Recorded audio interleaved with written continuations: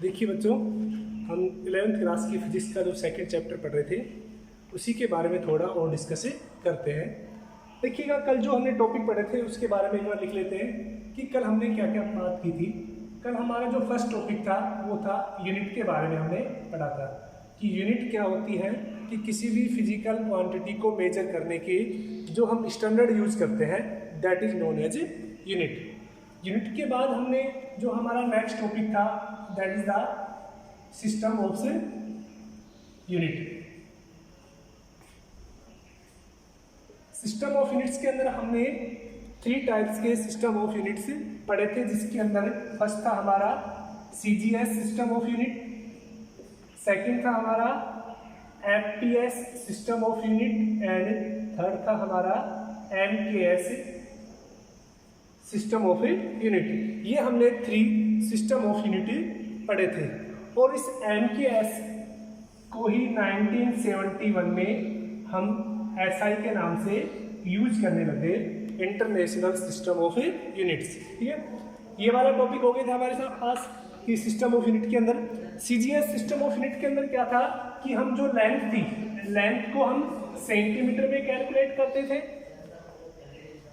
G4 यानी जो मास था M उसको हम ग्राम में कैलकुलेट करते थे और जो टाइम था T उसको हम सेकंड के अंदर कैलकुलेट करते थे।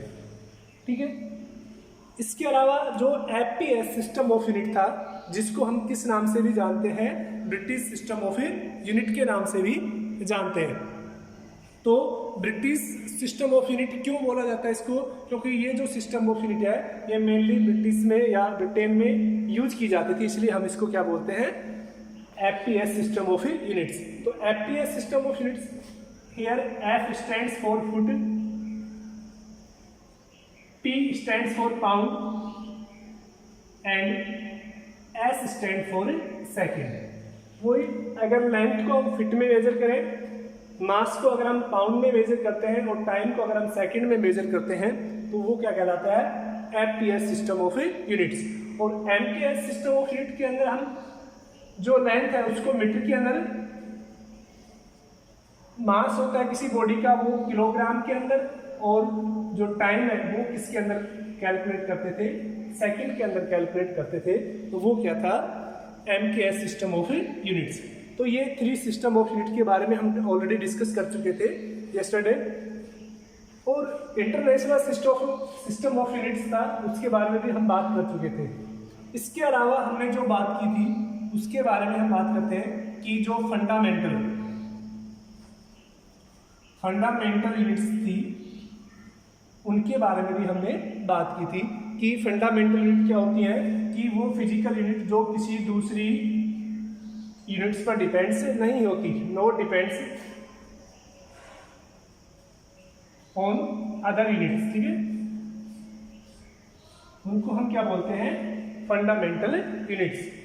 और इसके अंदर हमने फंडामेंटल यूनिट्स को ही हम इसी को बेस यूनिट भी बोलते हैं, बेसिक यूनिट भी बोलते हैं। और ये भी पढ़ा था कि हमने फिजिक्स के अंदर कि 7 फंडामेंटल यूनिट होती हैं, जो हमें एक होता है मास के लिए, एक होता है टाइम, नेक्स्ट लेंथ,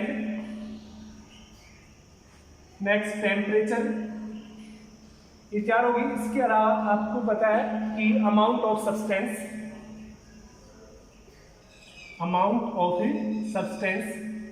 जिसको हम मोल लिखते थे, ये भी फंडामेंटल यूनिट होती है। इसके अलावा जो इलेक्ट्रिक करंट है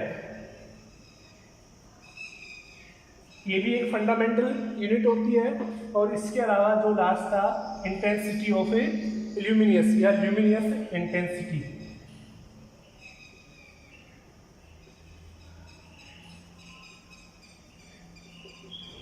ये बच्चों 7 फंडामेंटल यूनिट के बारे में हम पढ़ चुके थे। ठीक है, इसके बाद आती थी कि ड्राइव्ड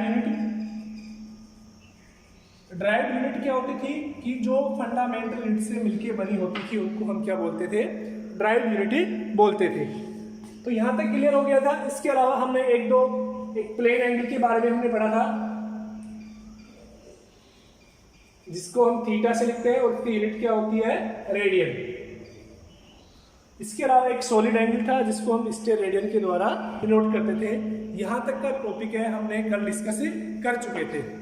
तो देखिएगा, इसके बाद अगर हम बात करते हैं, इस वाले को मैं यहाँ पर लिख देता हूँ जो 7 यूनिट है। टेम्परेचर के बाद जो नेक्स्ट है ये current, next amount of substance, next luminous intensity,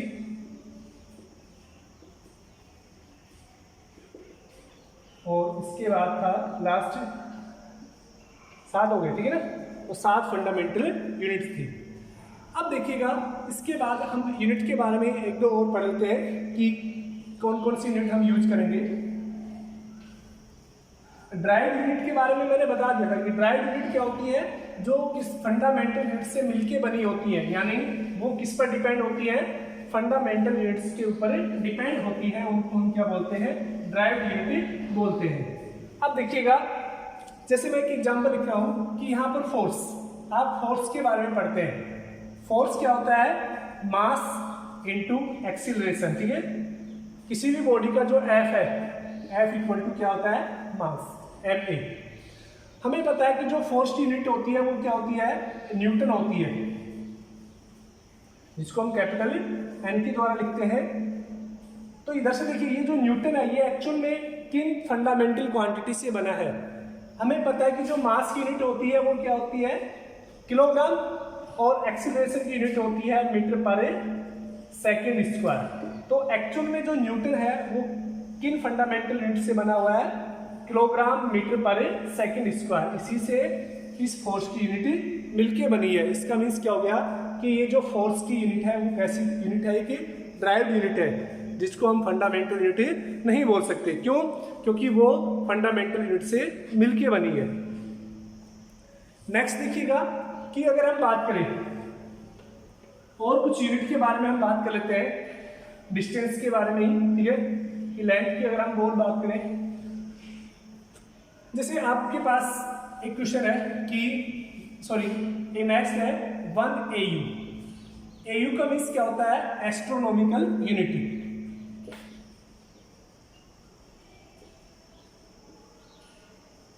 astronomical unit क्या होती है, यानी ये एक्चुअल में AU है, ये यूनिट ऑफ डिस्टेंस होती है, यानी जो लॉन्ग डिस्टेंस होती है उनके बारे में हम किसमें कैलकुलेट करते हैं, AU के अंदर कैलकुलेट करते हैं। तो एक्चुअल में AU क्या होती है, मान लेते ये आपके पास सन है, आपके पास नहीं, यूनिवर्स में होगा, मान लेते ये सन है, ठीक है, और ये अर्थ है। तो जो सन के सेंटर से और अर्थ के सेंटर के बीच की जो डिस्टेंस होती है, इसी को हम क्या बोलते हैं, 1 AU बोलते हैं, एस्ट्रोनॉमिकल यूनिट। और बच्चों ये जो वैल्यू होती है ये लगभग होती है 1.5 × 10⁻11 मीटर के लगभग होती है। ध्यान रखना है कि 1 AU की वैल्यू कितनी होती है, 1.5 × 10⁻11 मीटर के बराबर।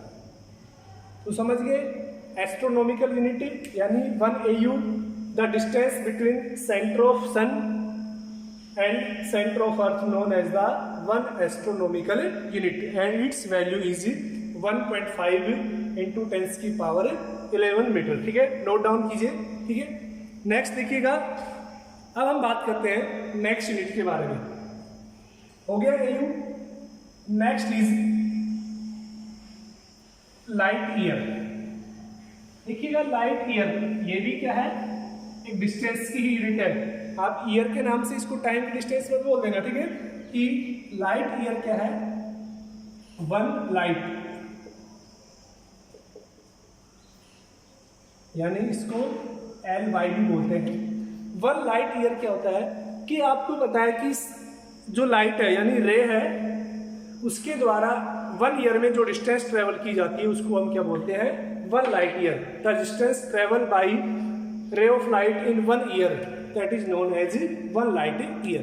अब देखिएगा, आपको पता है कि किसी भी सनलाइट या कोई भी लाइट है, लाइट का 1 सेकेंड की जो स्पीड होती है वो होती है 3 × 10⁸ मीटर। यानी हम इसको C से भी लिखते हैं। C बराबर क्या होता है, स्मॉल c, 3 इंटू 10⁸ मीटर पर सेकेंड, ये स्पीड ऑफ लाइट होती है।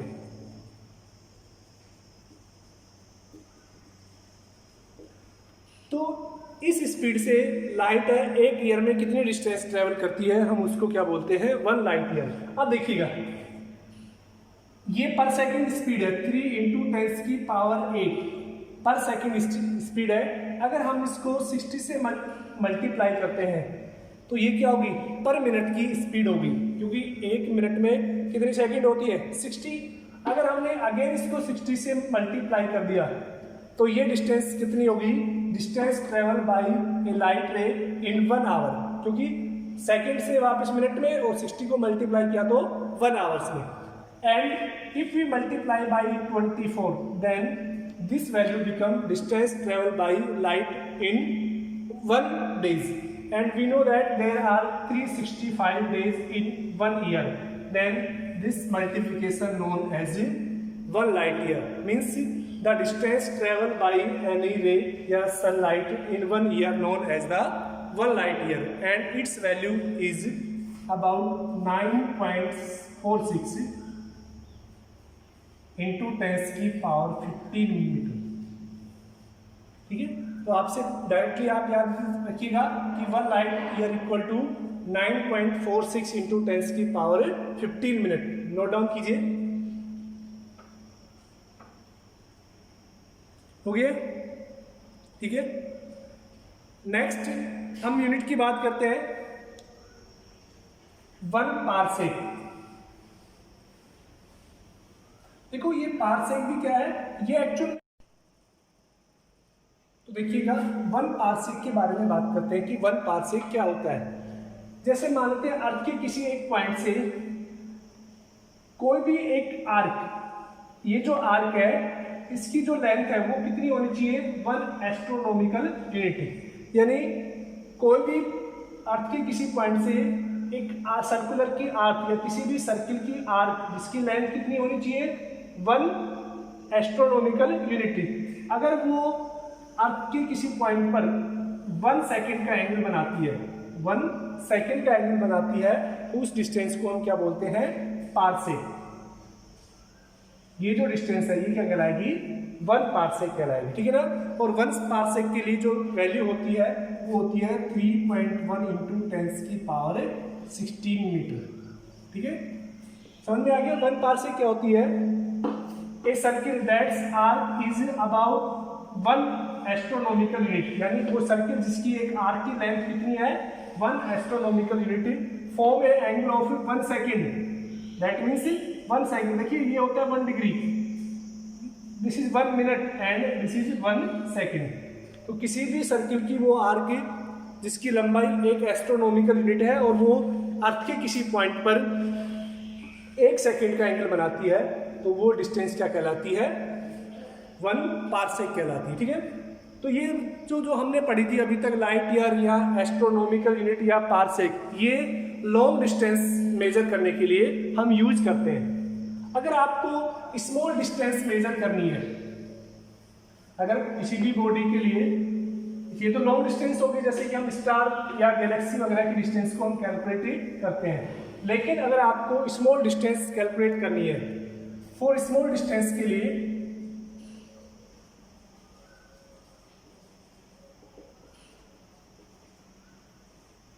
देखिएगा, अगर हम बात करें कि 1 मिलीमीटर, ये होता है बच्चों 10⁻³ मीटर। ठीक है, इसके अलावा 1 माइक्रोमीटर होता है, उसकी वैल्यू होती है 10⁻6 मीटर। माइक्रो के बारे में हम काफी पढ़ेंगे। 1 नैनोमीटर होता है, वो होता है 10⁻⁹ मीटर, ये स्मॉल डिस्टेंस है। ठीक है, and 1 picometre equal to 10⁻12 metre. इसके अलावा आपने पढ़ा भी होगा कि 1 एंगस्ट्रम, एंगस्ट्रम होता है 10⁻10 मीटर। तो ये जो यूनिट होती है, ठीक है, एक और होती है 1 fermi. 1 fermi equal to 10⁻15 metre.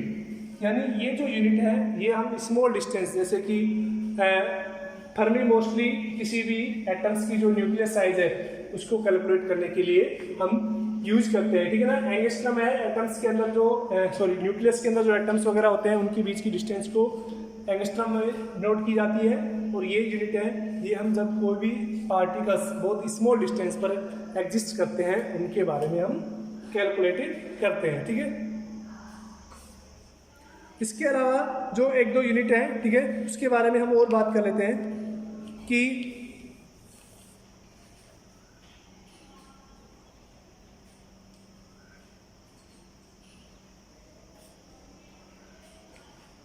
देखिएगा एक डिस्टेंस मेजर करने के लिए आपके पास एक पैरेलैक्स मेथड और है, ठीक है।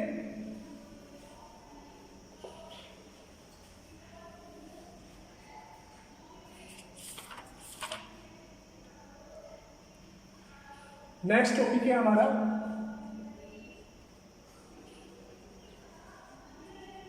Parallax method. देखिएगा पैरेलैक्स मेथड क्या होता है, ये भी लॉन्ग डिस्टेंस को मेजर करने के काम आता है, ठीक है। इसके बारे में मैं थोड़ा सा बताता हूँ आपको कि पैरेलैक्स मेथड क्या है। जैसे आप किसी भी पॉइंट को ऑब्जर्व कीजिए, जैसे आप सामने की दीवार पर कोई पॉइंट है उसको कंसीडर कीजिए।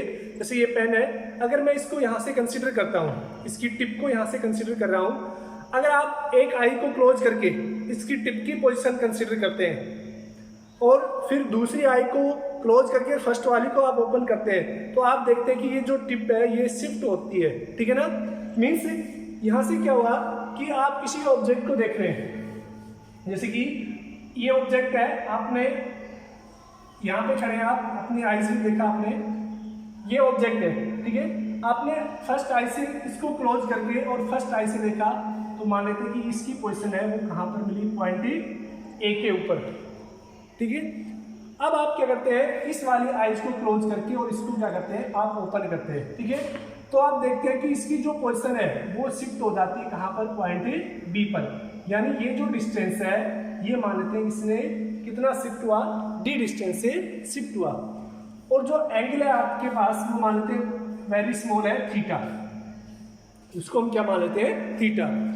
तो ये वाली जो डिस्टेंस है, अगर हम ये सेंटर ओ मानते हैं तो एओ जो डिस्टेंस है उसको हम कैलकुलेट कर सकते हैं। ये जो मोस्टली जो ये मेथड है ये जो लॉन्ग डिस्टेंस होती है उनको ही कैलकुलेट करने के काम आता है। जैसे कि तो यहाँ से देखिएगा जो थीटा है, अगर हम थीटा की बात करें तो थीटा कितना हो जाएगा बच्चों, डी अपॉन, अगर ये डिस्टेंस को हम कैपिटल डी लेते हैं तो ये कितनी हो जाएगी, डी अपॉन डी।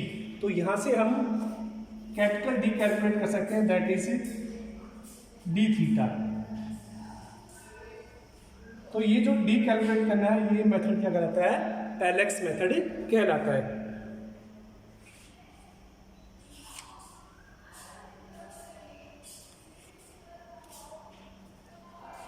तो आज के लिए इतना ही, ठीक है ना। इसके बाद जो कल हम नेक्स्ट पॉइंट डिस्कस करेंगे उसके अंदर, थैंक यू।